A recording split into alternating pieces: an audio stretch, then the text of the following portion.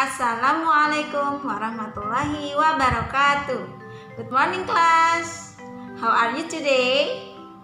Miss harap kalian dalam keadaan sehat walafiat ya. Tematik hari ini kita akan membahas materi PPKN dan IPS. Silahkan siapkan buku tematik 4C dan buku Bupena 4A serta alat-alat tulis yang kalian butuhkan. Tujuan pembelajaran kita hari ini yang pertama, menjelaskan hak dan kewajiban terhadap sumber daya alam. Kita masih membahas hak dan kewajiban. Yang akan kita bahas nanti adalah hak dan kewajiban terhadap tanaman dan hak dan kewajiban terhadap hewan peliharaan. Kemudian yang kedua, kita akan mengidentifikasi dampak dari perburuan hewan liar. Yang ketiga, menjelaskan hak dan kewajiban dalam melestarikan lingkungan sekitar. Dan yang keempat adalah kita akan membahas ciri-ciri mencintai lingkungan. Sebelum kita mulai belajar, seperti biasa kita berdoa agar apa yang disampaikan bisa kalian pahami. Berdoa dimulai. Praying rule, up hand and down head. Pray before study, let's pray together begin. Bismillahirrahmanirrahim. Rabbi zidni ilman nafi'a warzuqni fahma. Ya Allah, please give me your blessing of knowledge and understanding. Amin. Pastikan kalian sudah siap untuk belajar hari ini ya.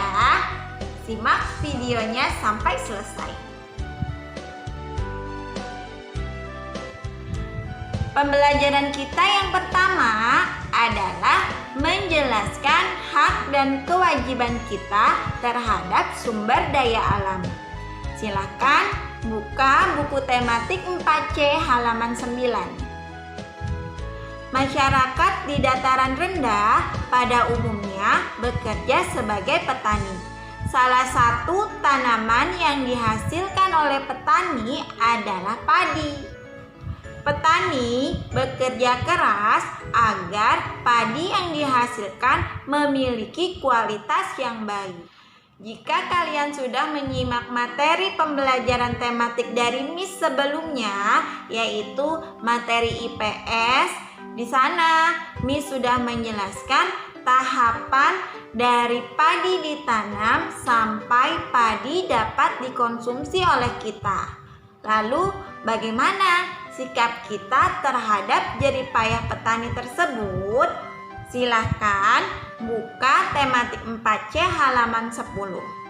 Semua orang memiliki hak dan kewajiban terhadap hasil bumi.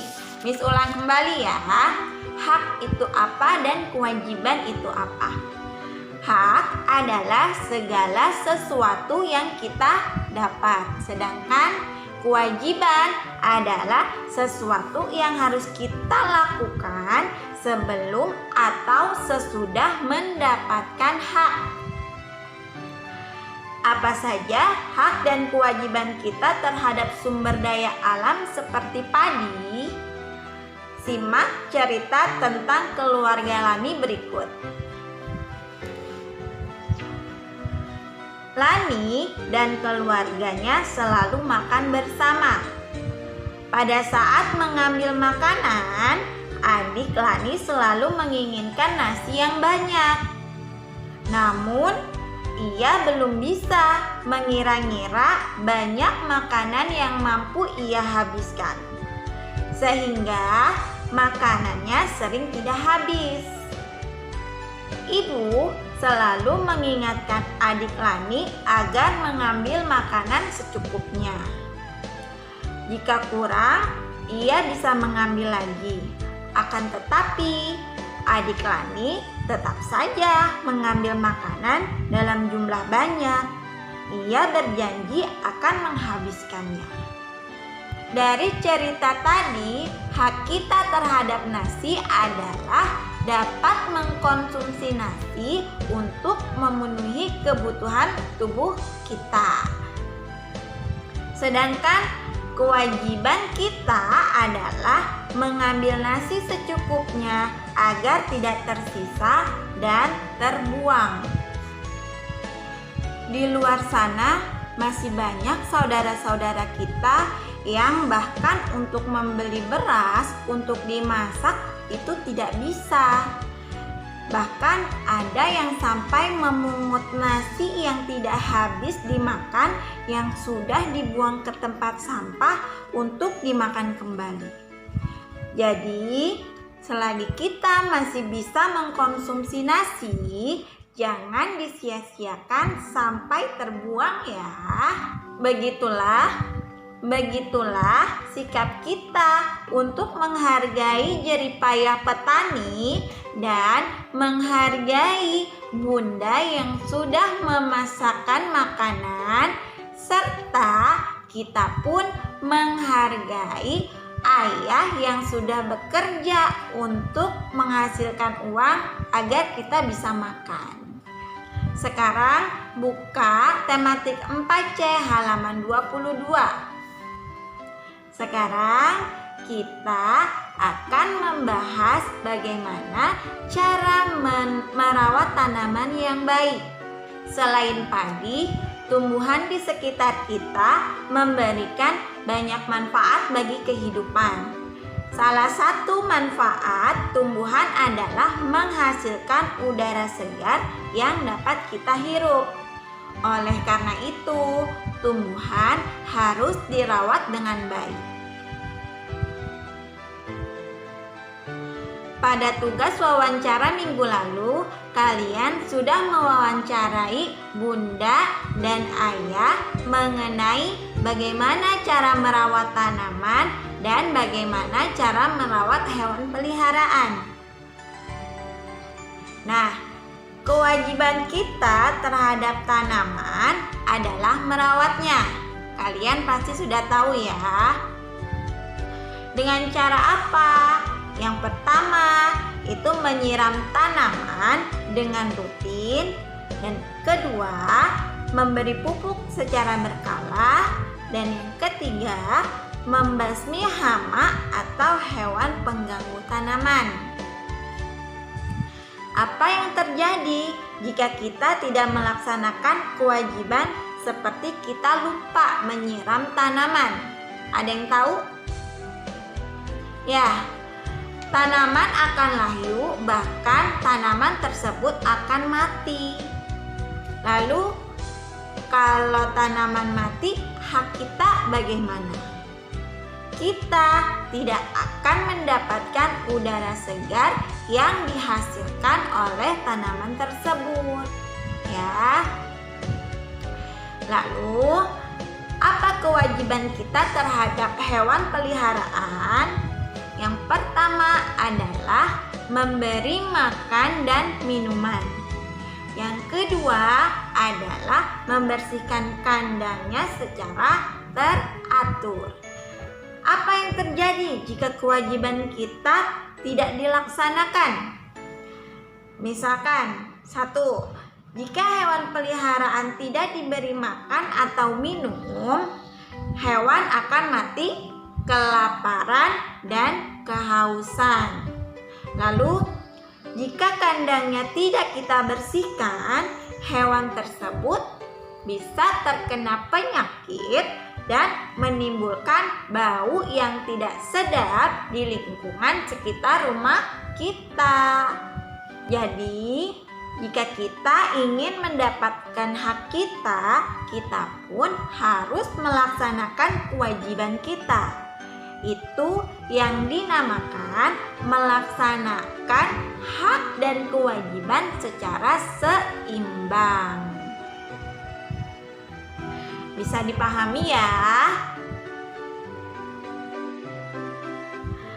Kita lanjut ke pembelajaran kedua, yaitu mengidentifikasi dampak perburuan hewan langka. Silahkan buka tematik 4C halaman 59. Perhatikan gambar berikut ini. Gambar tersebut merupakan logo Taman Nasional yang termasuk kawasan konservasi di Indonesia. Salah satu manfaat Taman Nasional adalah melestarikan habitat alami berbagai jenis hewan dan tumbuhan yang ada di Indonesia. Keberadaan Taman Nasional di Indonesia tujuannya untuk melindungi hewan langka dari perburuan liar. Keberadaan perburuan liar menyebabkan rusaknya keseimbangan ekosistem serta mengakibatkan banyak hewan punah dan keberadaannya semakin langka atau semakin sedikit. Orang-orang yang melakukan perburuan liar tersebut tidak peduli dengan keberlangsungan hidup hewan dan tumbuhan. Pemburu liar hanya mengambil keuntungan dari bagian tubuh hewan tersebut. Bagian-bagian tubuh hewan yang dimanfaatkan sudah Miss jelaskan di video tematik materi IPS sebelumnya ya.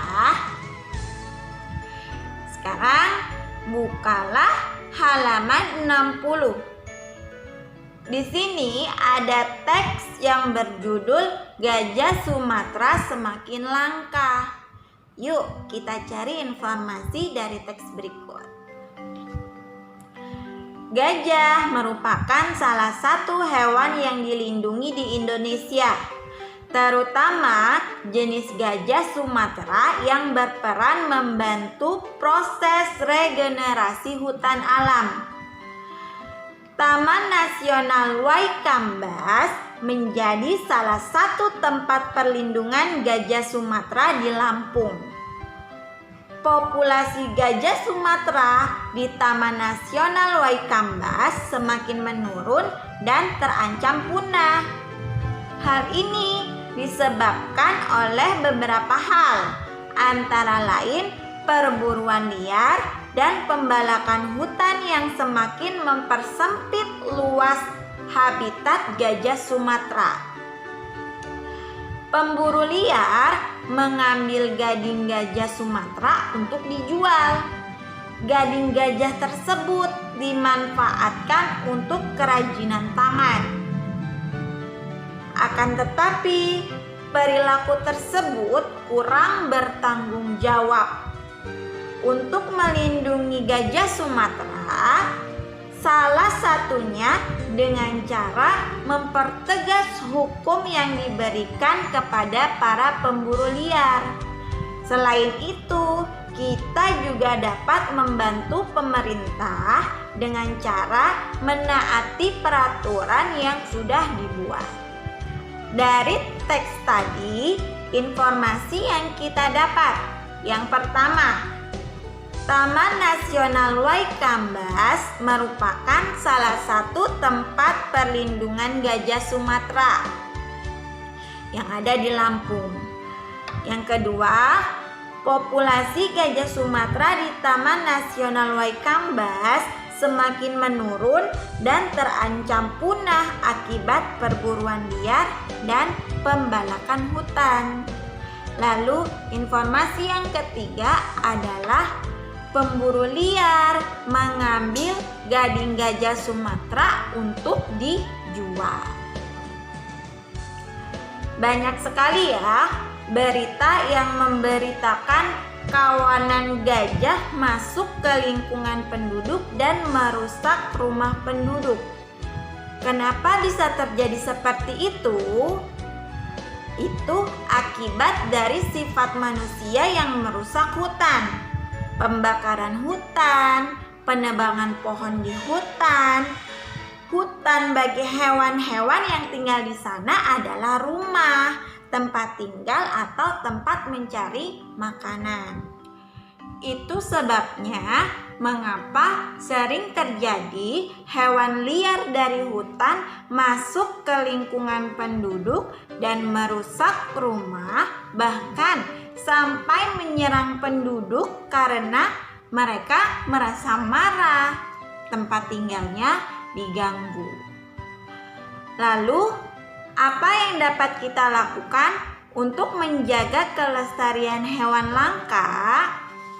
Simak penjelasan berikut. Upaya untuk menjaga kelestarian hewan langka yang pertama adalah pelestarian in situ. Pelestarian in situ yaitu pelestarian yang dilakukan pada tempat asli hewan atau tumbuhan tersebut berada. Contoh pelestarian in situ adalah Suaka Marga Satwa, Cagar Alam, dan Taman Nasional. Suaka Marga Satwa yaitu wilayah yang digunakan untuk melindungi hewan-hewan yang sudah terancam punah agar dapat berkembang biak. Contohnya, ada Suaka Marga Satwa Gunung Leuser di Aceh yang melindungi orangutan dan gajah. Suaka Marga Satwa Ujung Kulon Banten melindungi badak Jawa atau badak bercula satu. Suaka Marga Satwa Pulau Komodo di Nusa Tenggara Timur melindungi komodo. Suaka Marga Satwa Pulau Baun di Maluku melindungi burung cendrawasih. Cagar alam adalah wilayah yang di dalamnya ada tumbuhan, hewan, atau ekosistem yang khas. Supaya tidak terganggu oleh manusia, cagar alam biasanya dilindungi secara ketat. Karena itu, kegiatan wisata atau kegiatan komersial sangat dilarang di cagar alam.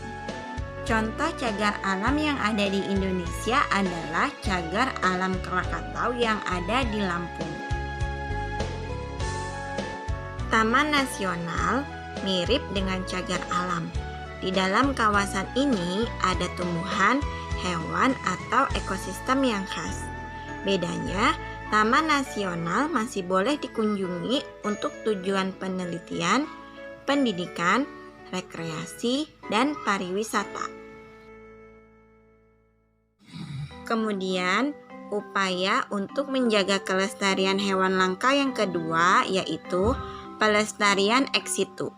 Pelestarian ex situ yaitu pelestarian yang dilakukan di luar tempat tinggal aslinya. Hal itu dilakukan karena hewan dan tumbuhan kehilangan tempat tinggal aslinya. Contohnya antara lain kebun botani, taman safari, kebun binatang, dan penangkaran. Selain pelestarian ex situ dan in situ, upaya yang kita bisa lakukan adalah melindungi tempat hidup hewan langka dan melarang kepemilikan hewan yang dilindungi secara pribadi. Bisa dipahami ya? Sekarang kita lanjut ke pembelajaran ketiga, yaitu mengidentifikasi hak dan kewajiban dalam menjaga kelestarian lingkungan sekitar. Apa sih lingkungan? Ada yang tahu? Lingkungan adalah segala sesuatu yang ada di sekitar kita. Lingkungan dapat dibagi menjadi dua jenis. Ada lingkungan alam dan ada lingkungan buatan. Lingkungan alam adalah lingkungan yang diciptakan oleh Tuhan. Contohnya, ada gunung, ada hutan, ada sungai, dan ada pantai. Sedangkan lingkungan buatan adalah lingkungan yang dibuat oleh manusia, tujuannya untuk memenuhi kebutuhan manusia. Contoh, perumahan, ada taman, ada sawah, dan ada waduk. Sekarang bukalah tematik 4C halaman 97. Perhatikan gambar berikut. Kondisi lingkungan pada gambar tersebut dapat terjadi jika kita tidak menjaga lingkungan dengan baik. Membuang sampah sembarangan, menebang pohon secara liar dapat menjadi faktor utama penyebab terjadinya bencana seperti pada gambar tersebut. Gambar tersebut merupakan bencana yang timbul akibat kelestarian lingkungan yang tidak terjaga, yaitu banjir. Banjir terjadi jika lingkungan kurang atau tidak memiliki daerah resapan air. Banjir juga dapat disebabkan oleh saluran air yang tersumbat. Bencana alam lain yang mungkin terjadi akibat lingkungan yang kurang terawat adalah tanah longsor. Tanah longsor terjadi akibat kondisi tanah yang mengalami pengikisan oleh air. Tanah yang terkikis disebabkan oleh kurangnya tumbuhan yang mampu menahan pergerakan tanah. Bagian tanah itu ada yang namanya akar. Nah, akar itu tumbuhnya di dalam tanah. Salah satu fungsi akar adalah menyerap air yang ada di atas tanah masuk ke dalam tanah. Kalau misalkan akarnya tidak ada karena tumbuhannya ditebang, mana mungkin air dapat masuk ke dalam tanah, ya.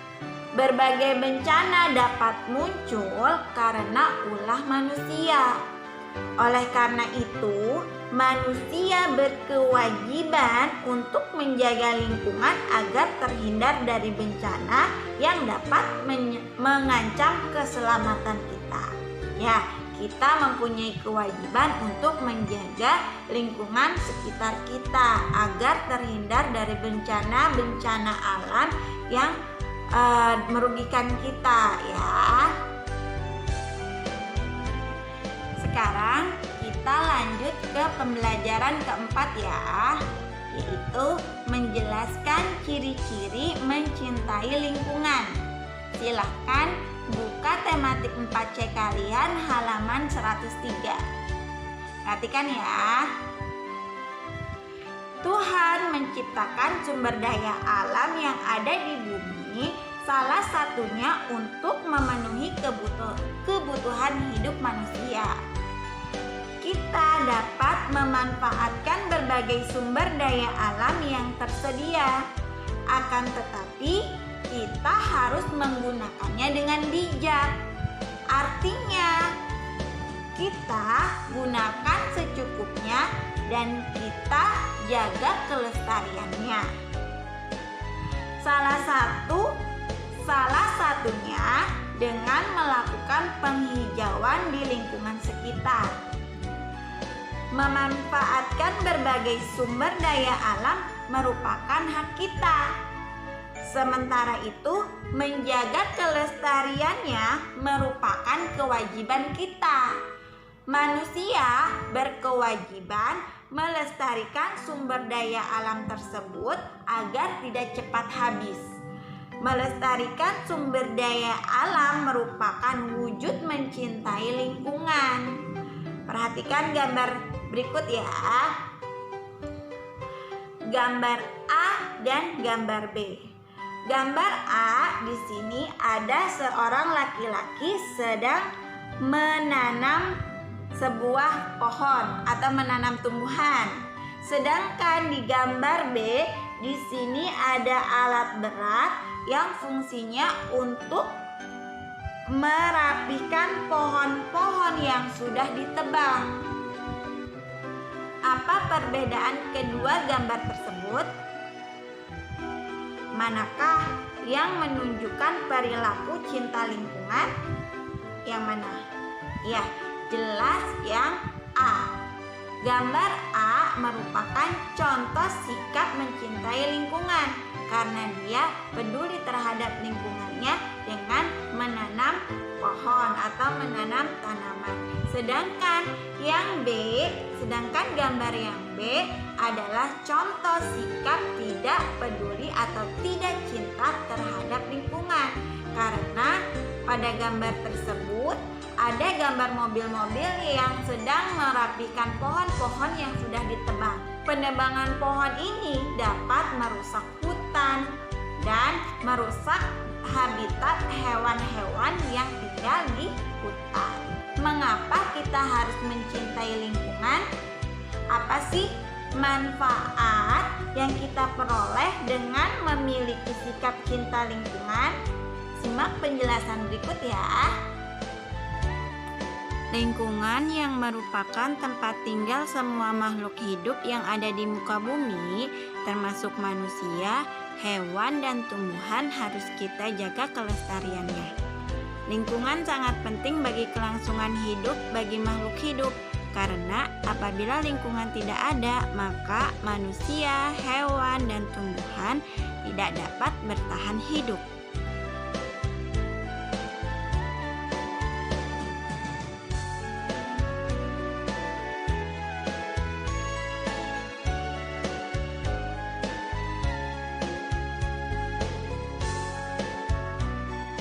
Semoga apa yang disampaikan hari ini dapat kalian pahami ya.